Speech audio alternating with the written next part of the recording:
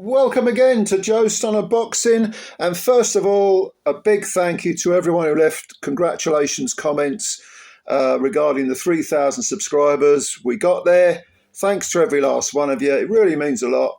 As I've said before, when I started this channel, I did it because I was home from work. You know, I was ill, physically ill. I didn't want my mental health going, southwards. So I started the channel. I thought maybe I'll hit 500 subscribers, maybe. People like G-Man helped me out a lot. And now we're at 3,000. Hard to believe, but it's a fact. And it's down to you guys. So many thanks. Many thanks indeed. Anyway, let's talk a bit about the possibility of Artur Beterbiev fighting Dmitry Bivol. Bob Arum has been asked about this. He said yes, they want to do it. It's not done yet, but Beterbiev is a devout Muslim. The obvious place, if you want money, is to go to Saudi Arabia. And our old friend, the excellent Turkey, Al Milkshake, he is the guy who's probably going to put his hand in his pocket again, his bottomless pocket full of money. It's Arum is confident that something can be worked out. The other stumbling block is the WBC and their let's be kind and call it controversial decision to not allow anyone who is a Russian citizen to fight for one of their titles. I think I've commented on this before. I understand the power of economic sanctions and so on, but picking on individual people seems a bit odd to me. But anyway, I won't get into that. I won't spoil my good mood. So the question, I suppose, is now, when you consider how good Beterbiev looked against Callum Smith, completely dominated him, and from the opening 10 seconds, he was able to bully Smith to the ropes, land all sorts of punches, really contain Smith, who, let's be honest, if you look at some of the rounds, he was really trying Smith. He was, firing intelligent punches. In one round he threw, I think I mentioned this before, a double left hook. One of them landed. Then he threw a jab to the body, to the solar plexus, and followed it with a right hand. 6'3" tall. He's a big lad, Callum Smith. He had something in mind. He had tactics in mind. He was thinking intelligently in there.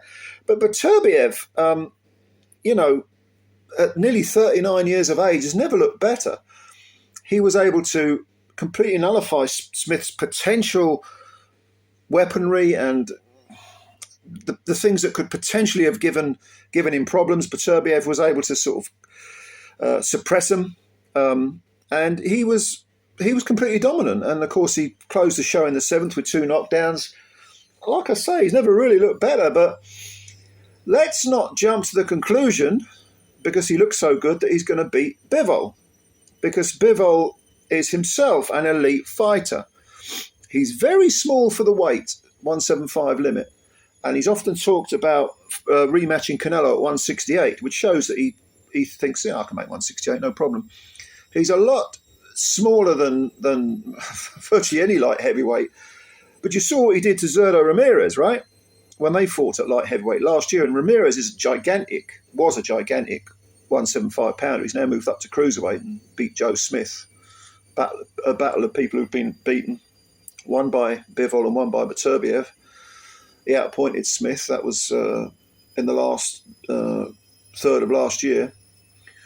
So size and power and strength doesn't seem to bother Bivol.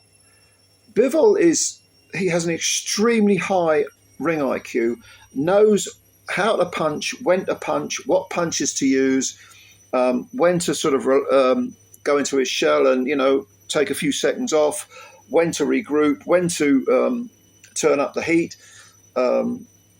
Doesn't have one punch power, of course, but no problem. If you've got physical strength, bring it on. You're not going to contain me. He's got an excellent engine, Bivol, and is very, very fast. Very fast hands indeed.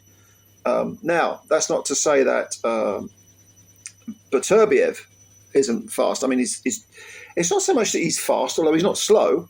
It's the way he disguises punches well, especially his jab, which he varies. He's got such a fantastic battering ram jab, but he varies it. Sometimes he'll snap it. Sometimes it's a thud-in jab. Sometimes he'll go to the body. sometimes to the head. And he's, as with Bivol, he's a two-handed fighter. It's not like he relies on one particular punch. He can finish you with both hands, Beterbiev. Bivol, although he doesn't hit particularly hard, an awful lot of the reason why he hasn't got more knockouts, I think, is because he doesn't try to knock a lot of people out. He's quite content to regard a 12-round boxing contest as 12 little miniature fights, and I'll win every one of them. And very often he does. You saw what he did with Canelo. I know Canelo is, again, not a big, he's not really a 1-7-pounder at all. But another very skillful fighter. He didn't give Beterbiev any real problems. Beterbiev outboxed him, was putting the heat on him, had him on the ropes, I think, towards the end of the fight, and was, unloading. He did the same with Lyndon Arthur. Lyndon Arthur, I don't think, is a world-class fighter. I think he's a good European level fighter, but a big man, again, physically bigger than Bivol. No problem. Bivol just handled him. So what do you like? Do you like the physical raw power, the strength, the offense, the chin of Beterbiev? Bivol himself has got a very good chin, of course. Good engine on Beterbiev, or do you like the great engine on Bivol, but the speed, the ring IQ? Although again, I'm not, just because I say one guy's got an attribute doesn't mean I think the other guy hasn't got it. It's a matter of levels. Like Beterbiev, I think, has got quite a high ring IQ, but he knows what punches to fire when. He's very, very experienced. Both these guys have got good amateur backgrounds. They're very well schooled, but I think Bivol is faster, probably with the feet and the hands. Although Beterbiev cuts the ring off beautifully, very, very good at doing that. Has more hurtful punches, but there again, Bivol, a great defense, can anticipate the opponent's offense. He's got like that sort of built-in radar, you know what I mean? Who do you see winning this? And I asked that, but I've honestly no idea at the moment, because in the past I've thought, okay, Beterbiev takes Bivol, and then Bivol's given a great performance, like the Zerdo one.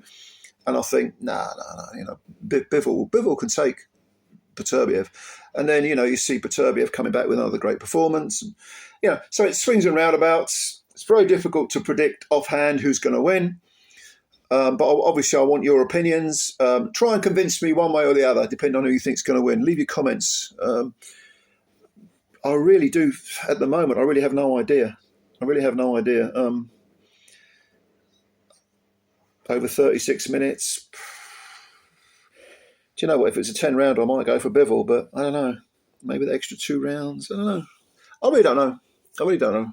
But yeah, anyway, comments below as always. And please, if you are new to the channel, add yourself to those 3,000 people. Subscribe to the channel. Also hit the like button if you could do that. That'd be fantastic too.